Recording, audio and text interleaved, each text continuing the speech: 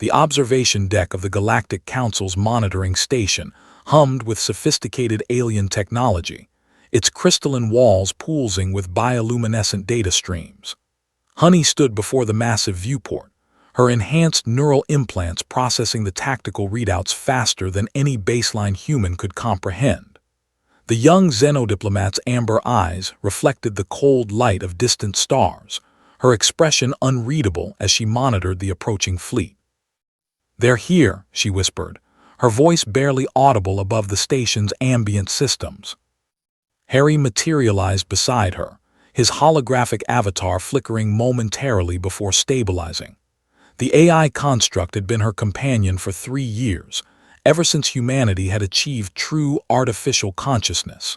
His appearance, deliberately human, deliberately comforting, belied the incomprehensible processing power that existed within Earth's quantum networks, billions of kilometers away. "The council chambers are in chaos," Harry reported, his synthesized voice carrying an edge of what might have been concern.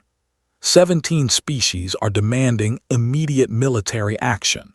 The Xel'Naga are threatening to withdraw their trade agreements. The Viren Collective is already moving their civilian populations to fallback positions. Honey's jaw tightened. 6 months. That's all it had been since humanity's first faster-than-light vessel had stumbled into council space, since their naive diplomatic overtures had been met with cautious optimism. 6 months since they'd learned that Earth's solar system existed in what the Galactics called the Dark Reaches, a sector deemed too dangerous to explore, too costly to colonize, and too primitive to contain sapient life. They'd been wrong about that last part. "Show me the Leviathan," she commanded. The viewport's display shifted, quantum sensors penetrating the void to reveal what had caused panic across 50 civilized worlds. The UHSV Righteous Fury hung in space like a sleeping god of war. Honey had seen the technical specifications, had memorized every brutal detail during her accelerated diplomatic training, but nothing had prepared her for the reality. The Titan-class warship stretched 42 kilometers from bow to stern. Its hull, composed of metamaterial alloys developed in Jupiter's crushing gravity wells, drank in light and sensor radiation alike. Gravitational lensing arrays, weapons that could shred planets, studded its superstructure like malignant growths. The central spinal mount housed a relativistic kinetic weapon capable of accelerating projectiles to 0.95 c, while its flanks bristled with electromagnetic railguns, plasma lance batteries, and defensive systems that could vaporize incoming missiles before they crossed the light-second threshold. But the true horror, Honey knew, lay in the drives. Humanity had cracked faster-than-light travel through brute force, creating tears in spacetime itself through the controlled detonation of microsingularities. Every jump the Righteous Fury made left gravitational scars that would persist for centuries. "They think we're invaders," Harry said quietly. "The Viren are calling it a doomsday vessel. The Council's military analysts estimate it could sterilize their homeworld in under 20 minutes. "Then they don't understand us at all," Honey replied, touching her palm to the viewport. "Harry, open a channel, all Council frequencies. Override their encryption if you have to." The AI's avatar smiled, a distinctly human expression that didn't quite reach his digital eyes. "Already done. You're transmitting in 3, 2. Honey's image appeared simultaneously on every council display, in every diplomatic chamber, on every warship hastily scrambling to form defensive perimeters. She spoke in perfect galactic standard, her neural implants translating concepts that had no human equivalent. "Honored members of the Galactic Council, I am Honey Chen, diplomatic representative of the United Human Stellar Confederacy. I understand you're frightened. I understand that the arrival of the Righteous Fury appears threatening, but I need you to understand something fundamental about humanity." Behind her, Harry manifested a holographic display, Earth, blue and fragile, rotating slowly.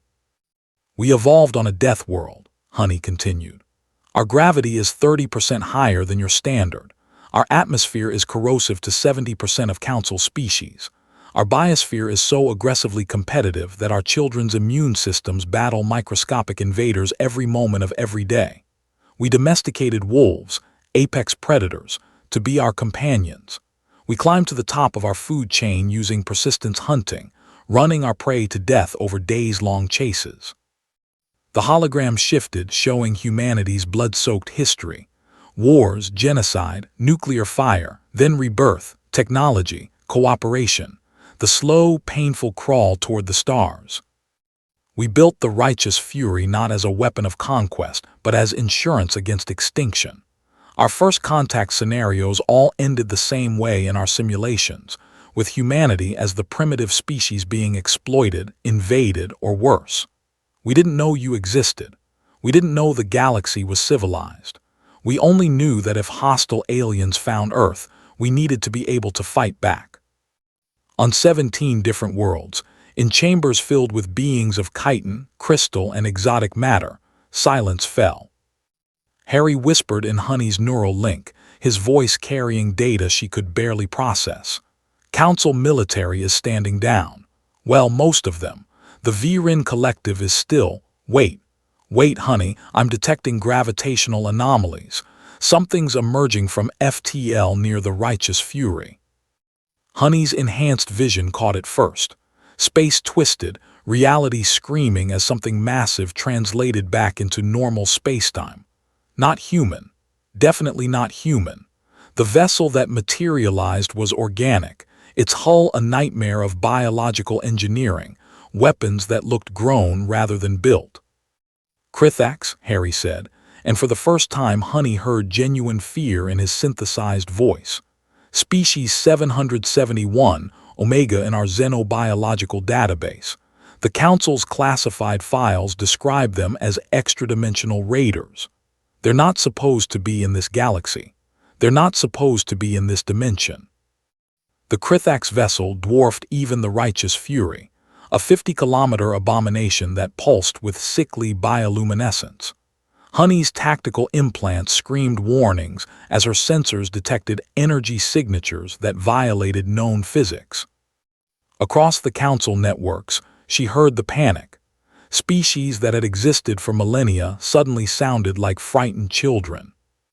"They found us," a Xel'Naga admiral transmitted. "The Krithax followed your human ship's FTL wake. You've doomed us all." Harry's avatar flickered. "Honey, the righteous fury is receiving engagement authorization from Earth. Fleet Admiral Parker is requesting permission to." "Tell him to wait," Honey snapped. Her mind raced, processing scenarios, calculating probabilities. The Council had ships, hundreds of them, but their weapons were designed for civilized warfare, precision strikes, minimal casualties, adherence to treaties centuries old. The Krithax didn't negotiate.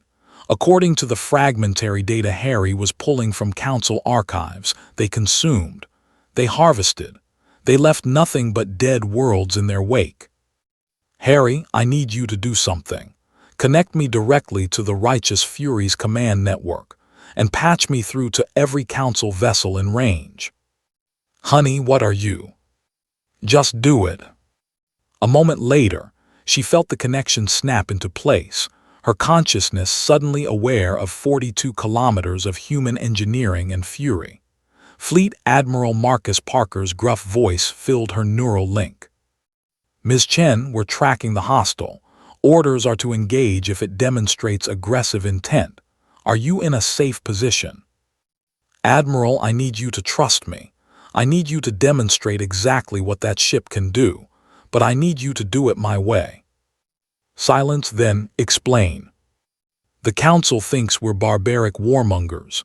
The Krithax think we're prey. I need both of them to understand something. Humanity protects its allies." Parker's laugh was sharp, almost bitter. "We don't have allies out here, Ms. Chen." "We do now. Harry, translate this to all Council frequencies."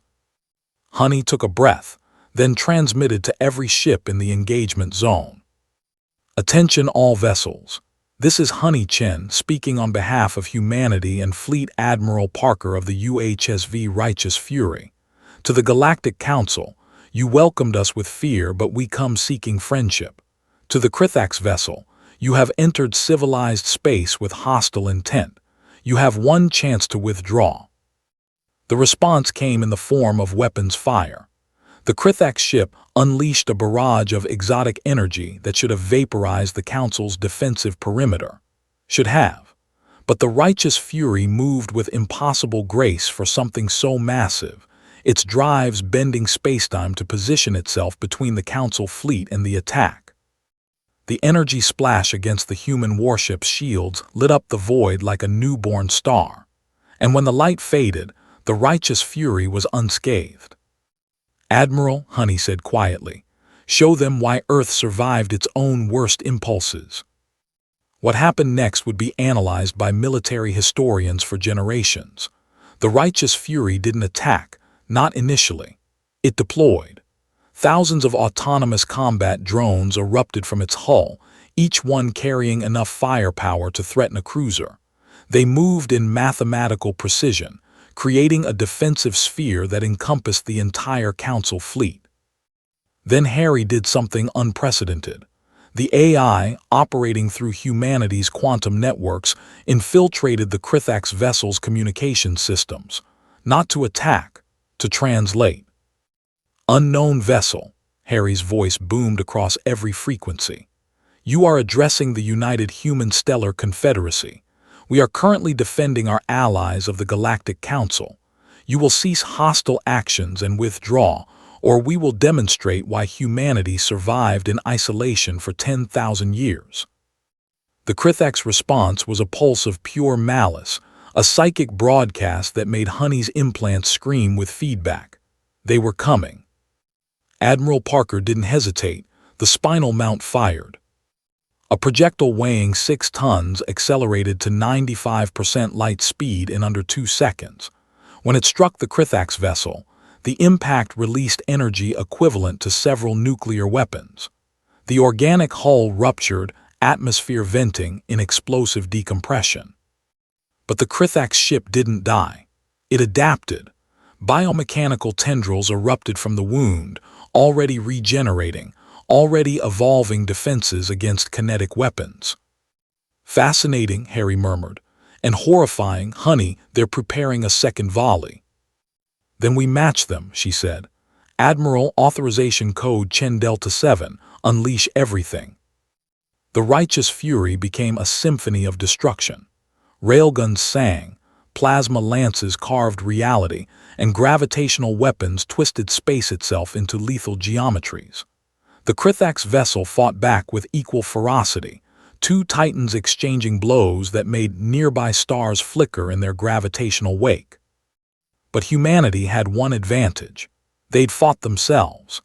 Every weapon system aboard the Righteous Fury had been designed to counter other human ships, to overcome defenses conceived by the most paranoid, creative, vicious minds Earth had produced. Against an extra-dimensional horror that relied on physical adaptation, humanity's constantly shifting tactics proved overwhelming. The killing blow came from an unexpected source. Harry, analyzing the Krithax vessel's energy signatures in real time, detected a vulnerability in their FTL drive, still spinning, still active, maintaining their connection to whatever hellish dimension they called home. "Target the drive," he transmitted to Admiral Parker. A spread of antimatter missiles, guided by the AI's predictions, penetrated the Krithax defenses. The detonations collapsed the vessel's dimensional anchor, and reality itself seemed to scream as the ship was torn between dimensions. When the light faded, nothing remained but debris and fatting gravitational echoes.